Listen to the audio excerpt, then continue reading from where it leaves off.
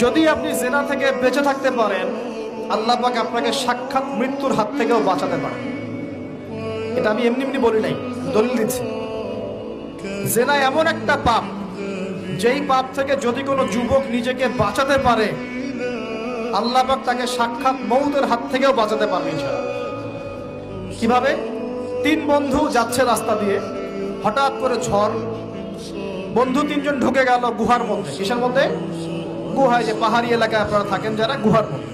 হঠাৎ করে পাহাড়ের পাথর দিয়ে গুহার মুখটা বন্ধ হয়ে গেল। এখন খোলার কোনো অপশন নাই। সবাই বলছে এখন 3 জন, এখন তো আমরা বের হতে পারবো না। সবাই সবার নেক আমলের ওসিলা দিয়ে আল্লাহর কাছে দোয়া কর। কিসের ওসিলা দিয়ে? নেক আমলের ওসিলা দিয়ে দোয়া করতে হয়। যে হাদিস, এই ছেলে বলছে, যুবক ছেলে, আল্লাহ আমার একজন চাচাতো বোন ছিল। কে ছিল?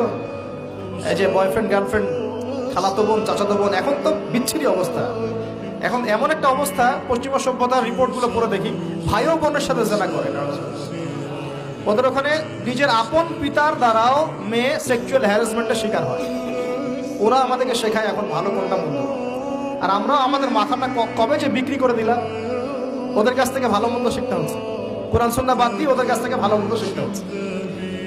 তো চাচাতো বোনকে সে খুব ভালোবাসতো, তাকে সে পেতে চাইতো, মানে তার সাথে সেক্সুয়াল সম্পর্ক করতে চাইতো। আমাকে 1000 বা 100 স্বর্ণ মুদ্রা দিতে পারো, দিনার, তাহলে আমি তোমার সাথে সেক্স করব, মানে জেনা করবো। নাউজুবিল্লাহ।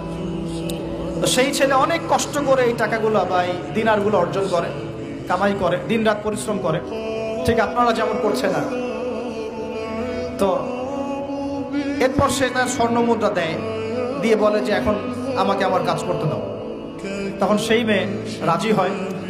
ঠিক যে মুহূর্তে তারা সেক্সুয়াল সম্পর্কটা করবে, ঠিক ওই মুহূর্তেই এই মেয়ে বলে ওঠে, হে আল্লাহর বান্দা, আল্লাহকে ভয় কর। আমি সারা জীবন আমার সতীত্বকে ধরে রেখেছি, কাউকে দেইনি।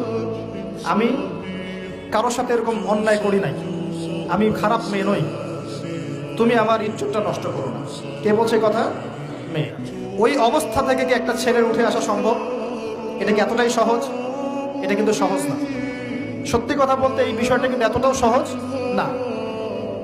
যারা অবিবাহিত তারা হয়তো বুঝতে পারবে না, বিবাহিতরা বুঝতে পারছে। তো ওই অবস্থা থেকে সেই টাকাগুলো না নিয়ে সেই স্বর্ণ মুদ্রা মেয়েকে দিয়ে ওখান থেকে সেই ছেলে উঠে আসে আল্লাহর ভয়ে। সে এখন গুহার মধ্যে আটকা পড়েছে, আল্লাহকে বলছে, আল্লাহ ওই দিন ওই কাজ যদি তোমার সন্তুষ্টির জন্য করে থাকি, আজকে আমাকে মৃত্যুর হাত থেকে বাঁচাও। সমস্ত পাথর ধপধপ করে সরে গেল গুহার মধ্যে।